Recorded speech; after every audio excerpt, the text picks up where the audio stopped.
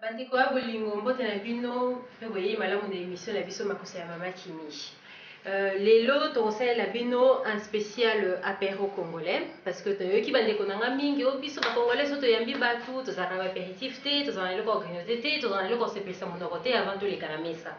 Lelo toyesa bino ki bokosi donc ndenge balobaka mpa na biso soki oyebi likambo te tuna eza te ke mpo oyebi te ezalaka te donc lelo tosalela bino série mobimba ya spécial apéritif mpona oservir bato ya sukali ya mungwa mpona komekisa bato ava baleka mesa toleka na cuisine puis tobandi.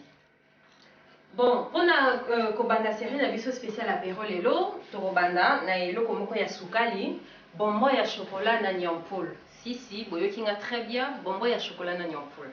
Donc mpona recette oyo toza na besoin ya chocolat bien sûr nga nazwi chocolat ya pembe na chocolat au lait donc chocolat ya miliki.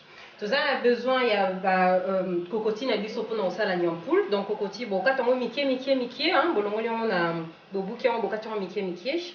Toza na besoin ya moule na biso mais nazwi oyo ya silicone parce que ezala plus facile mpona kolongola yango tant tokotia chocolat. Donc so ozwi moule oyo ya linzanza par exemple ezala difficile donc bomeka kozwa moule oyo ya silicone ya plastique. Toza na besoin ya sukali ya miliki ya poussière, sucre vanillé, citron moko mukie mpona kotia na nyampoule mpona caramel ekangama te, mai ya moto na mai ya malili mpona chocolat na biso. Surtout élément très essentiel toza na besoin ya fimbu na biso mpona kobattre chocolat donc oyo aza na fimbu ta koki kozwa lutu ya libaya par exemple. Donc voilà donc mpona kobanda babombo na biso chocolat tobanda na chocolat na biso nga nazwi deux sortes donc chocolat blanc chocolat pembe na chocolat au lait. Donc tobuki chocolat na biso tobuki ba morceau tobuki yango ndambu mai na biso ya moto tokoutilize kaka mpona kolembisa chocolat. Donc mai na biso etoki totie sani na biso donc faut ozala na sani moko ya linzanza mpona kotremper chocolat na donc efondre kaka boye. Voilà donc tobalozela chocolat na biso ekolemba kaka boye na mai ya moto na se mpe na se na linzanza. Donc tobaloli yango ti chocolat nyonso elembi vraiment na kati.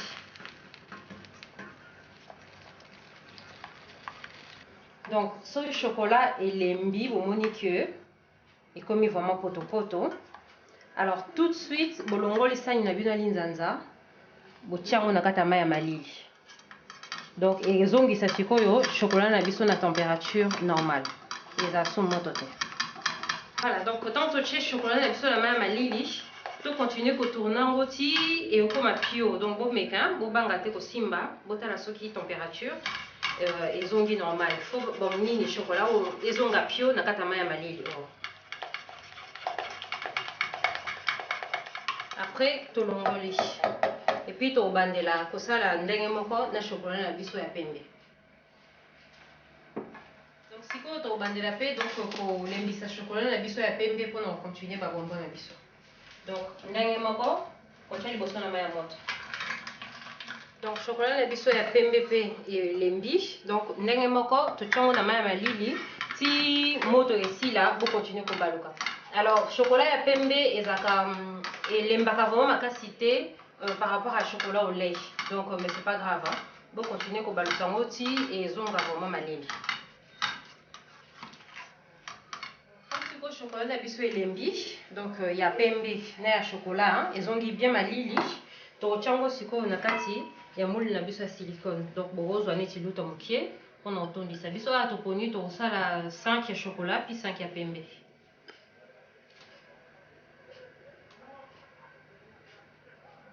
Donc là sikoyo tozotondisa chocolat na biso ya pembe donc totie bien na kati ya liboso.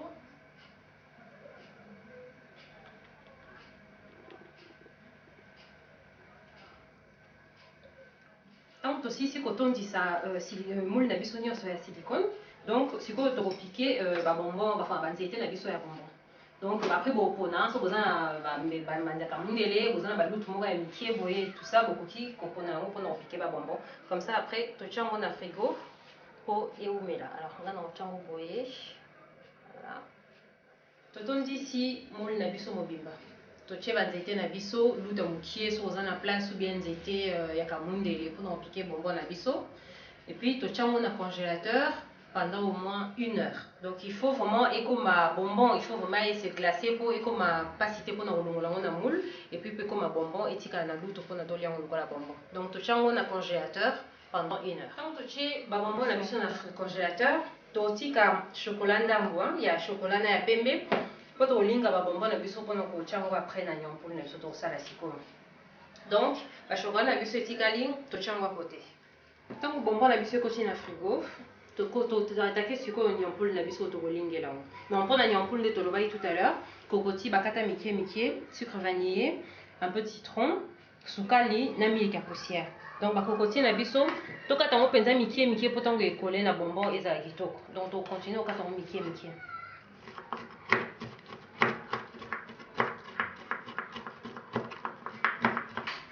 Tosisi kokata kokoti na biso totyango na ekalungu.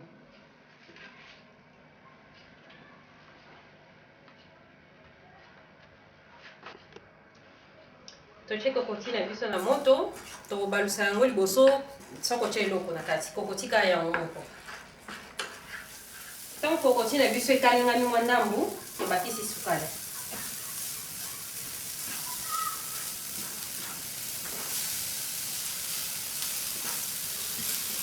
Alors, comme eza eloka sukali, eza vraiment eloka sukali. Donc, tokobalusa yango suna mwa sukali ebele. Mais pour sukali ekangama te ekoma makasi, tokobakisa yango mwa citron.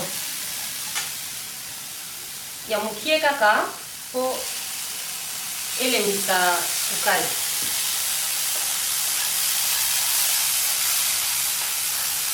Donc bokeba, bomoni comme eza eloka sukali na eloka kokoti eza sec. Donc ezobimisa mwa milinga. Donc so bomoni pe moto na bio eleki mwa makasi bolongoli po ezika te. Donc là ezotela na sukali nango. Donc tokimisi yango mwa na moto po ezika te. Donc tokobakisa yango milk ya poussière.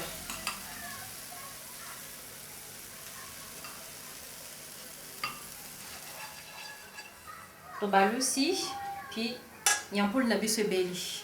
Donc tokotyango à côté, tozela ti 1 heure na biso totyaki ba bonbon na frigo ekoki po tobimisa yango tosilisa.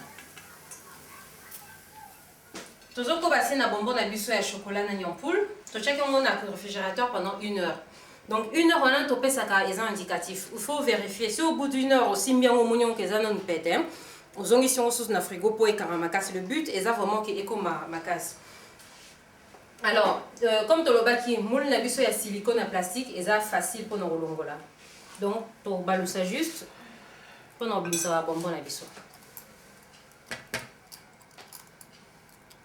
Ozo balusa kaka.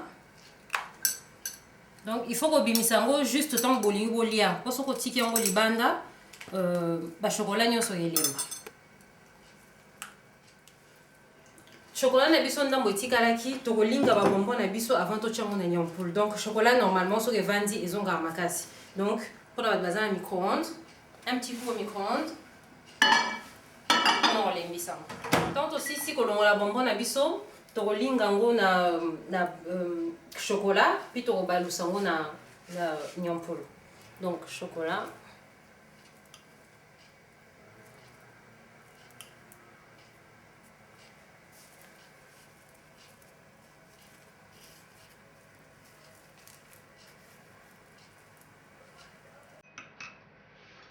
On a chocolat blanc, tout ça, la même chose.